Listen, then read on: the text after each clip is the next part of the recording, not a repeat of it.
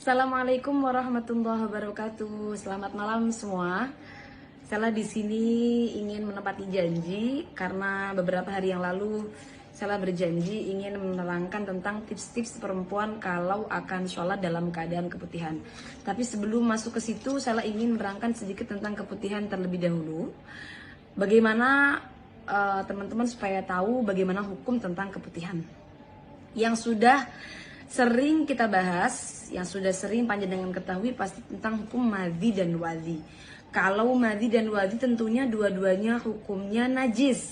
Kalau madhi cairan putih, bening, lengket yang keluar karena terangsang atau karena ada syahwat, itu hukumnya juga najis. Kalau wadhi keluarnya setelah kencing atau setelah mengangkat beban-beban berat, ciri-cirinya itu putih, keruh, dan kental, ini juga hukumnya najis. Tapi perempuan tidak hanya mengeluarkan madhi dan wadhi saja, ada juga kadang-kadang tidak sedang setelah kencing, juga tidak dalam keadaan terangsang, tapi tetap mengeluarkan keputihan. Nah, ini dalam kitab-kitab disebut dengan rutubatul farji. Nah, untuk hukum rutubatul farji dalam nas Imam Syafi'i ada dua pendapat. Ada perkhilafan, ada yang menghukumi suci dan ada yang menghukumi najis. Untuk pendapat Imam Romli, bila mana keputihan keluar dari area zohir, anggota yang wajib dibasuh saat istinja, bercebok, maka hukumnya suci, tidak najis dan tidak membatalkan wudhu. Namun kalau keluar dari area batin, area yang tidak wajib disucikan saat istinja atau tidak nampak saat duduk jongkok, maka ini hukumnya najis dan tentunya membatalkan wudhu. Lalu bagaimana? Perempuan kalau setiap hari mengalami keputihan, menyikapi tentang perkhilafan ini. Alangkah baiknya menurut kami adalah mengambil langkah ihtiyat atau berhati-hati dengan beberapa pertimbangan. Perempuan mengeluarkan keputihan tidak hanya cairan bening saja, kadang bahkan berwarna kuning, keruh, atau bahkan ada yang terinfeksi bakteri sampai berwarna hijau. Maka alangkah baiknya untuk mengambil hukum najis dalam menghukumi keputihan. Kemudian yang kedua, perempuan tidak tahu dari mana area keluar keputihan yang ia alami. Maka alangkah baiknya juga mengambil hukum ihtiyat, sehingga karena kalau mengambil hukum ihtiyat, maka berarti hukumnya najis. Ketika akan sholat harus disucikan dulu, harus dibersihkan dulu, harus istinja secara sempurna, baru melaksanakan sholat.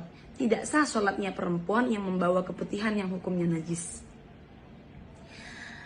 Lalu ada pertanyaan dari teman-teman yang banyak masuk adalah, bagaimana menyikapi perempuan yang sering was-was? Duh, saya keluar nggak ya? Saya keluar nggak ya? Kayak keluar keputihan. Kadang pas dicek nggak ada seperti itu. Jadi hanya was-was saja. Atau kadang ada, kadang nggak ada. Nah, was-was ini penyakit teman-teman. Maka harus dilawan. Menurut saya pendapat yang paling tepat, kita bisa ikut pendapatnya Shahibul Ibanah, pengarang daripada kitab Al-Ibanah, mengatakan bahwa perempuan kalau mengeluarkan cairan berwarna bening, lalu dia ragu-ragu apakah ini najis ataukah suci, maka hukumnya adalah suci dan tidak membatalkan wudhu. Jadi mantapkan hati bahwa jangan-jangan yang keluar itu bukan keputihan bahkan, tapi sisa cairan istinja, sisa cairan cebok. Tentunya ini tidak membatalkan wudhu dan tidak najis hukumnya. Atau kita bisa ikut pendapat Shahibul Ibanah agar hatinya tenang, mantap bahwa itu bukan cairan najis.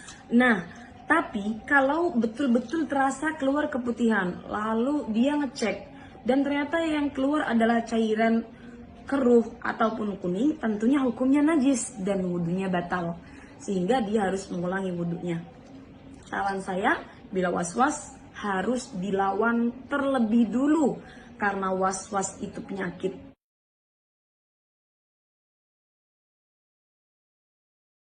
Tips cara sholat dalam perjalanan bagi perempuan yang keputihan. Sambungan video sebelumnya, karena saya nggak ingin videonya terlalu panjang supaya teman-teman tidak boring ketika mendengarkan. Kalau saya pribadi, biasanya Sela itu kalau akan bepergian, maka biasanya Sela pakai softtek. Jadi walaupun tidak dalam keadaan haid, Sela pakai softtek karena untuk jaga-jaga nanti di perjalanan mengalami keputihan, kemudian akan sholat. Sehingga ketika di perjalanan akan melaksanakan sholat, Sela biasanya softtek yang sudah ada keputihannya yang najis, Sela buang. Kemudian Sela istinja dengan benar, dengan sempurna. Setelah itu ganti softtek baru kemudian melaksanakan sholat. Kalau teman-teman pakai celana, maka tentunya harus pakai softtek supaya mempermudah ya, kan kita kalau pakai celana sulit copot-copot celana, apalagi kalau celananya jeans bukan celana dalaman aja nih. Maka alangkah baiknya ikutin tips ini, jadi pakai softtek, kemudian ketika akan sholat softtek yang sudah ada keputihannya yang najis dibuang, ganti softtek baru yang masih suci. Nah tapi kalau kepepet gimana? Kalau pas gak bawa softtek ya terpaksa. Kalau seperti itu maka copot celana dalam yang ada keputihannya, baru kemudian istinja, sholat tanpa menggunakan celana dalam. Karena kenapa? Tidak sah teman-teman, sholat itu menggunakan celana dalam yang ada keputihannya yang najis, tidak sah. Jadi terpaksa kita tanpa celana dalam sholatnya, kemudian setelah sholat kembali ke jeding lagi untuk pakai celana dalam yang tadi kalau tidak bawa ganti, seperti itu. Nah teman-teman bisa ikutin tips ini karena tips ini sering saya lakukan kalau dalam keadaan perjalanan. Saya pribadi adalah perempuan yang selalu mengalami setiap harinya mengalami keputihan ya, walaupun tidak bancar tapi kan sedikit-sedikit, itu kan normal. Semoga bermanfaat. Assalamualaikum warahmatullahi wabarakatuh.